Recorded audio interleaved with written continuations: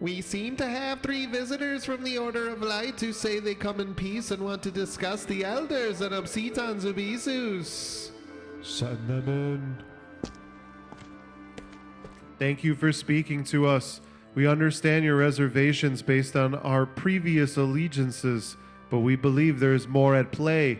The elders have gone power hungry and seem to have lost the core principle of what we are fighting for, and we believe we have not received the full truth of your mission in this war. Our main concern is the lives of others and the fate of other dimensions. The elders are not upholding the laws of balance. Of course they aren't. The elders are magicians who trick others. We seek balance through compassion as overseers. We believe the prophecy has multiple possibilities and is in flux. Whoever sits on the throne will control the fate of all realms, not just the master realm. And you believe an overseer will need to sit on the throne? Yes, our prophecy is in motion. Overseer Kian is with the Dream Priest Shadow Brigade and the ones who play for the Green Bull. They will reach the Temple of the Eye, and our prophecy will come true. We have faith they can handle the onslaught of the elders. Unfortunately, whether that is true or not, the elders are the least of your worries. Obscitans Abyssus is building an army and plans to take this planet and eliminate any overseers who stand in their way. They may already be on their way. We wanted to warn you, but your prophecy does intrigue us, as we also believe compassion is the way. And when we question the elders, they tried to eliminate us. We are now willing to fight for the cause of stopping the elders, as we believe they are going to sacrifice others for their own benefit. We know of the shadows and already have a plan to get the council out safely. We do appreciate your warning and will consider it when our prophecy comes true. You don't understand. We saw the army of void creatures and heard some of the plans of Obscitans Abyssus. They will not take prisoners. They do not need. The others are expendable and know of their cause. Their destiny is to protect us.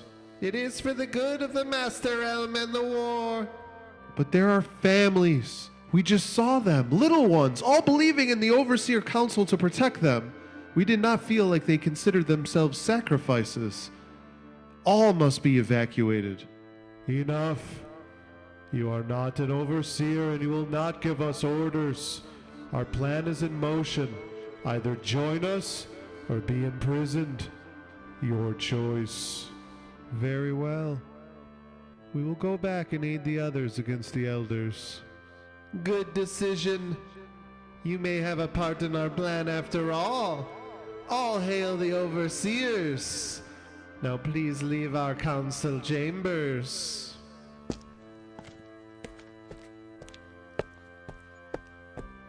You don't actually believe them, do you? I can sense more lies. If they are willing to sacrifice their own, then what would they do to us once we weren't needed anymore? Exactly. But we need them to think we're with them right now. That will allow us to find the Dream Priest and the other Order of Light members. I have heard of this Green Bull and the ones who play for its power every year. It is time they were warned about the Elder and Overseer councils. If I know the elders, they will already be moving to block the others from the Temple of the Eye. Yes. It'll be up to us to make sure they're protected from the trickery. Especially since the Overseer said one of their own is with them. They have a plan, but I don't think it's the compassionate one like they say it is.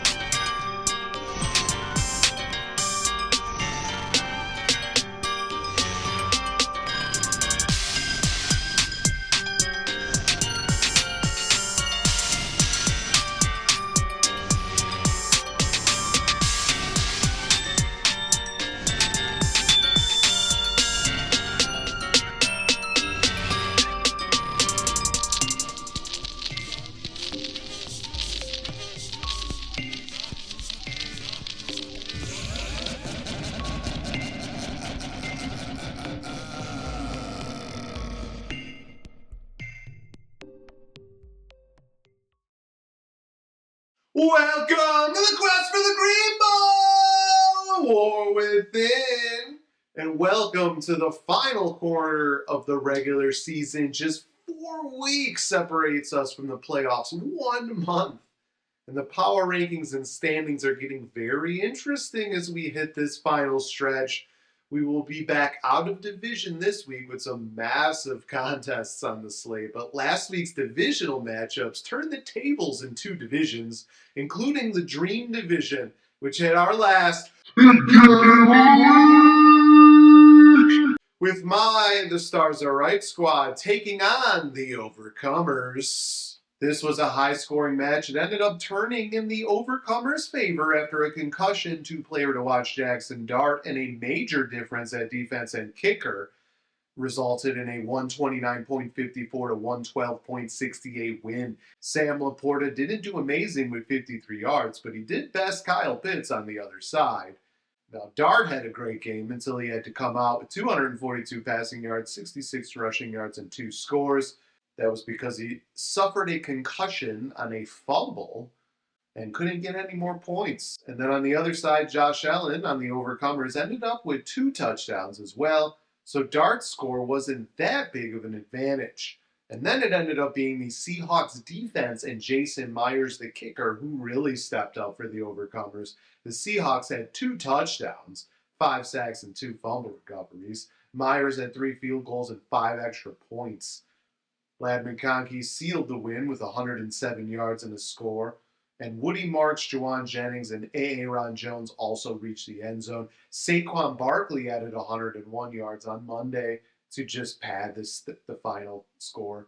Devon Achane went off for 225 yards and 2 touchdowns, including a 50-plus yard score to lead the Stars Are Right over 30 points. Jalen Waddle added 84 yards and a touchdown, and Puka Nacua finished with 64 yards and a score. There just weren't enough touchdowns in this one for my team in the loss. My squad falls to 6-4, and the Overcomers get a little closer at 4-6. In a pretty big match in the Shadow Division, Thorlactory by the Clash at Demon Head in a surprisingly low-scoring match, 74.3 to 66.04. Ashton Jency, Travis Etienne, and Justin Herbert all scored touchdowns to lead Thorlacker. Aaron Rodgers had 1 score, but he also threw 2 picks in a really bad game. Juwan Johnson had 92 yards and a score. Cam Little also helped with a 50-plus yard field goal, but it wasn't enough in the end. Both of these teams are now 6-4. Back to the Dream Division, Green Acres held on for a 99.72 to 98.22 win over the Fighting Mooses thanks to a dud on the Monday night game. Jalen Hurts threw 1 touchdown, but it was to Devontae Smith on Green Acres' team. Baker Mayfield ended up leading Green Acres 3 touchdowns. Kyron Williams reached the end zone twice. Breece Hall added 125 yards in a score, and the Ravens defense stepped up with a sack and 3 forced turnovers. Chris Olave had a big game with 104 yards and a 50-plus yard score to lead the Fighting Mooses. Nico Collins had 136 yards and a 2-point conversion. And Tez Johnson finished with 2 touchdowns, which did cancel out Mayfield's scores, kept this one close. The Broncos defense also stepped up with 7 points allowed, 6 sacks, and an interception. Green Acres is now just a game back in the division at 5-5. The Fighting Mooses fall to 3-7. In the other Shadow Division match, Treatham and Yeetam dominated again with a 143.2 to 107.5 win over defending champion Pounders. Jonathan Taylor was a maniac with a historic 52.6 points. He finished with 244 rushing yards, 42 receiving yards, and 3 touchdowns. He had a 5-point rushing yards bonus, also a 50-plus yard touchdown bonus. This score is the 3rd best individual non-quarterback weekly score of all time in the league, behind former league member the Siamese Dreamcats Elvin Kamara, who had 53.2 points in Week 16 of 2020, and the Grundle Drashigs, now The Stars Are Right team, had Le'Veon Bell finished with 52.8 points in Week 14 back in 2016. Treatham and Yeetam also had 320 passing yards and 3 scores by Jared Goff, and touchdowns by the Sun God David Njoku and Deebo Samuel. Even the Texans' defense scored a touchdown on this one. Pounders was led by Matthew Stafford with 4 touchdowns. Josh Jacobs added a score, and Keon Coleman also reached the end zone. Jake Bates and the Eagles' defense combined for 24 points. Treatham and Yeetam are now 8-2 and getting closer to that coveted playoff berth. Pounders falls to 2-8 and is closer to elimination. In the Power Division, remember the Titans decimated Loki Lebowski Thor 152.3 to 88. Jamar Gibbs went off for 172 yards and 3 touchdowns, and Travion Henderson added 150 yards and 2 touchdowns, including a 50-plus yard score. Nice waiver pickup. Green Acres probably kicking himself for dropping him. Drake May had 2 touchdowns, and Kyle Menengai and Jackson Smith and Jigba also scored. Amika Buka had a big game with 115 yards and a touchdown, and George Kittle also reached the end zone. Caleb Williams had 2 touchdowns to lead Lebowski Thor. Trey McBride added 127 yards and a touchdown, and Troy Franklin reached the end zone again as well. The Jaguars' defense ended up with a return touchdown, but they gave up 30 points and had an okay score. Remember, the Titans moves to 6-4 and is in the thick of the wild card race. Lebowski Thor falls to 2-8 and is closer to elimination. Finally, Golden Ticket moved to 9-1 overall and is closer to clinching a division title after a 103.54 to 71.92 beatdown over the Stellar Bitches. Drake London finished with 104 yards and a touchdown and a 2-point conversion. Lamar Jackson, Rigo Dottle, and Devontae Adams also added touchdowns. Roma Dunze led the Stellar Bitches with 86 yards and a score, and J.J. McCarthy added 1 touchdown, though he threw a couple picks. Alvin Kamara finished with 115 yards. The Stellar Bitches fall to 3-7 and are 3 games back in the wild card race, in need of a miracle. The Dream Division is, of course, much closer now. My squad, the Stars Are Right, are just 1 game up on Green Acres and 2 games up on the Overcomers. There is a 51-point advantage for my team still, though. Green Acres is 1 game back of the wild card as well. Treatum and Yeetum holds a 2-game lead in the Shadow Division over both Thorlacker and the Clash at Demon Head, which are currently both in the wild card spots at the moment. Golden Ticket is 3 games up in the Power Division with 4 to play. Remember, the Titans is in the wild card spot at the moment as well. Probably won't catch Golden Ticket, though. So as we move into the final quarter of the season, it looks like 6 teams are fighting for 4 spots. The Overcomers are 2 games back of the wild card. They probably need to win 3 or 4 at least, I'd say. The other 6-4 teams, including my team, probably need to go at least 2-2 down the stretch. Green Acres probably also needs to win 3 or 4. He might sneak in with a 2-2 finish depending on other results, especially with the division title in reach. Should be a fun and nerve-wracking playoff race, and we get the second to last out-of-divisional matchups this week. In the next, we have a key matchup with the divisional title on the minds of 8-2 Treatum and Yeetum, and a playoff race, potential divisional race on the mind of 5-5 Green Acres. They will be playing in Ortus this week, so let's continue our journey in the Master Realm. We made it through a lot of dangerous places, and yet I have a bad feeling that we didn't really make it through anything yet. As long as we stay low in the fields, the scavengers shouldn't find us. Though they will be searching for us. I don't see anything yet, but I keep hearing something. I heard it too that time. The scavengers love hunting in Ortus, which is what this place is called. Because as the grass moves, they know our path, and when and how to attack. But if we can stay low, the grass movement should be limited, and we should be able to reach the Kingdom of Power unscathed. I hope you're right, Kian, because we have a bunch of league members trapped in a dream trying to win the Green Bowl. Not sure they will have the kind of awareness we have. I will once again try to protect them. I can force them to follow our movements involuntarily, and they wouldn't even know. I'm not sure we could have made it this far without you, Mario. Your Dream Priest ways are fascinating. Nothing like what I was told from the other council members. Nothing from what I heard from Elder Propaganda either. I hope us Shadow Brigade members can impress you too. Your perseverance and loyalty is also quite impressive. Don't flatter him too much. His ego will grow 3 times its size, and it is already the biggest one I've ever known. You know you think I'm the best, Constance? Now, Kian, which direction should we be crawling toward? Follow me closely. There are holes in this field that lead to underground caverns, and you can get lost in them. You would also have to deal with other elder creatures. Remember, the elders have more than just the scavengers after us. That has me thinking. How is it that we have dodged all of this for the most part?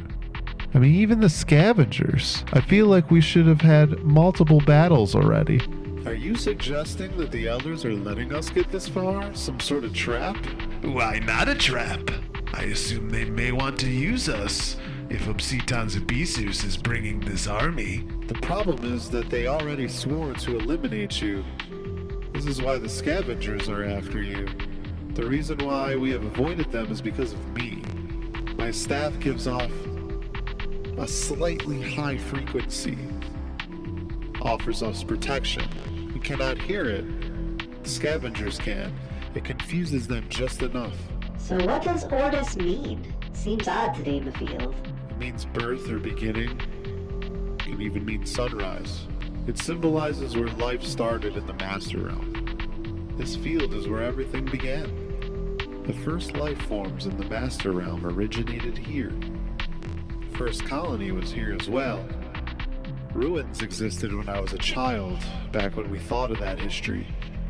But not since the Elders built the Kingdom of Power.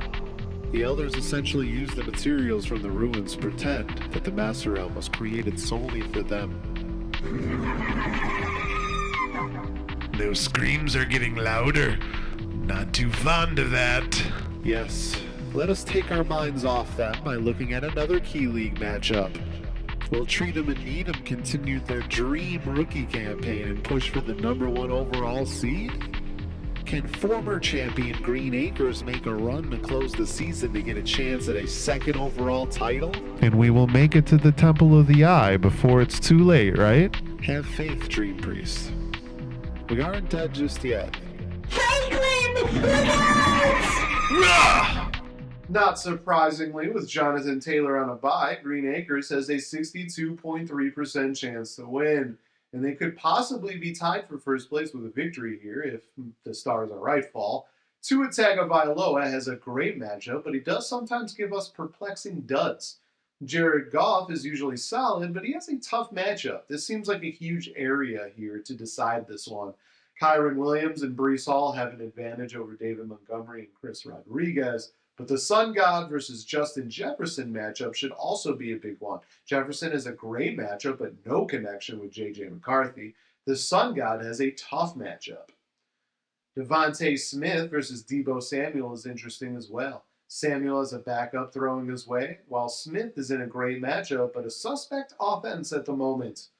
Zach Ertz versus David Njoku is a toss-up, and both defenses and kickers could score big with these matchups. But there are two players, both wide receivers, I'm looking at here.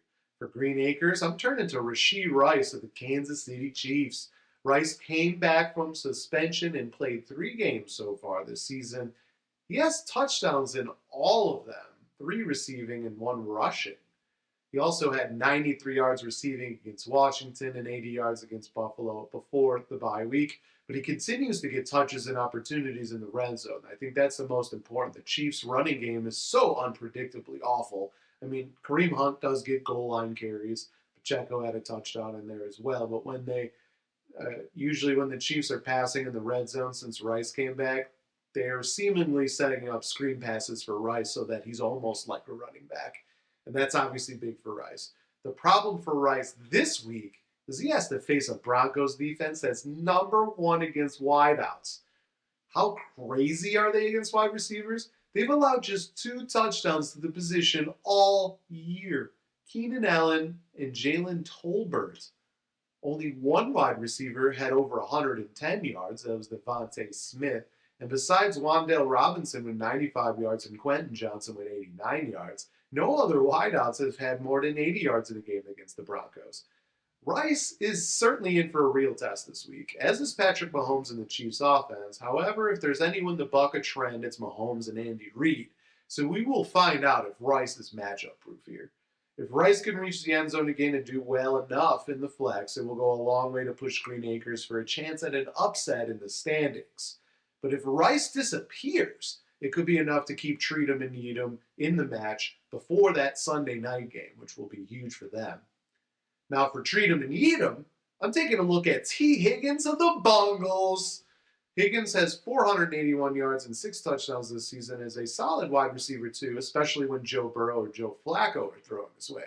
In his last 3 games before the bye, he's been trending way upward. He had 96 yards and a score against Pittsburgh week 7, 10 targets, 6 receptions. He had another touchdown against the Jets in week 8, and then he went off for 121 yards and 2 scores, catching 7 and 9 passes against the Bears in week 9. Who does Higgins get in week 10? The Steelers again. The Steelers are tied for 29th against wide receivers this season, which is very surprising. They've allowed 8 touchdowns to the position, including Higgins, of course.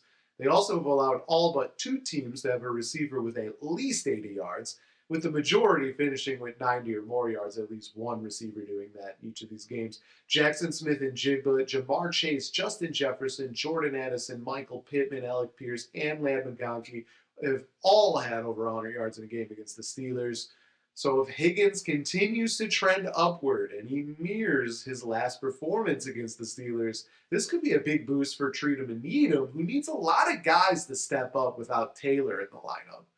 But if Higgins has a down game, that could be enough for Green Acres to pull away based on the projections of all the other lineup spots. Of course, this is a big game for both teams, probably bigger for Green Acres with them still on the outside looking in at the moment. But we have a lot of big games in the league this week, which is expected. I mean, this is week 11. 2-8 defending champion Pounders needs a win and a lot of help, or they won't be defending their title anymore. And they take on 3-7 the Fighting Mooses, who are also dangerously close to elimination. The computers are calling this one a 50-50 toss-up at the moment, but moves need to be made on both sides. Jalen Hurts versus Matthew Stafford looks big, as is Josh Jacobs versus Jalen Warren. The Eagles versus Broncos defense looms large, and don't sleep on the Tez Johnson versus Keon Coleman battle. 6-4, the Clash at Demon Head has a 71.2% chance to defeat 2-8 low-key Lebowski Thor. Lebowski Thor will be eliminated without a win and a lot of help, while the Clash at Demon Head is just 1 game up in the wildcard race. Caleb Williams versus Trevor Lawrence is very interesting. Williams has the better matchup, of course. But Christian McCaffrey and James Cook versus Quinshon Judkins and Ty Johnson looks to be massive for Lebowski Thor's chances. I mean, that's a lot of points could be coming for the Clash at Demon Head there. DK Metcalf and Zay Flowers versus Keenan Allen and Quentin Johnson could also be key. The Clash at Demon Head possibly getting a lot of points in those positions too. 4-6, the Overcomers takes on 3-7, the Stellar Bitches in a big matchup. The Overcomers need a win to keep pace in the wildcard race down 2 games, while the Stellar Bitches could be eliminated with a loss depending on other results. The Overcomers currently have a 66.9% chance to win, but moves still need to be made on both sides. Josh Allen versus Dak Prescott, Bijan Robinson versus Saquon Barkley, and A.J. Brown versus Ladd McConkey looks to be big for the Stellar Bitches to have any kind of chance. The Ruler of Knowledge is on the line as rivals 91 Golden Ticket and 6-4 Thorlacker battle in a big match. Lamar Jackson versus whomever Thorlacker throws out there at quarterback could be big for Thorlacker's chances. Ashton Genty and Derrick Henry are also key spots for Thorlacker, while Jamar Chase and Drake London are key for Golden Ticket. The Chiefs versus Chargers defense looks like a good matchup too. Lastly, 6-4, the Stars Are Right takes on 6-4, Remember the Titans with the Golden Pen on the line in another rivalry matchup. Moves need to be made with injuries really hurting the Stars Are Right again. Remember the Titans currently has an 83.2% chance to win because those moves haven't been made yet. Drake May versus whoever can go at quarterback will be big. Devon Achane versus Jamar Gibbs is also a big-time spot, as is Puka Nacua and Jalen Waddle versus Jackson Smith and Jigba and Emeka Egbuka. The Falcons versus Patriots defense battle could be big too, and don't sleep on the kicker position, which is hurting on the Stars Are Right squad with Kaimi Fairbairn expected to miss again. This week might give us multiple eliminations and could put one division and the wildcard race in a free-for-all frenzy heading into the final 3 weeks. We could also get a division title clinch, so a lot is on the line. That's the show for the week. Hope you enjoyed it. Join us next week as the War in the Master Realm and our playoff race really start to heat up. Until next time, salut. Before you go, take a peek at the updated power rankings.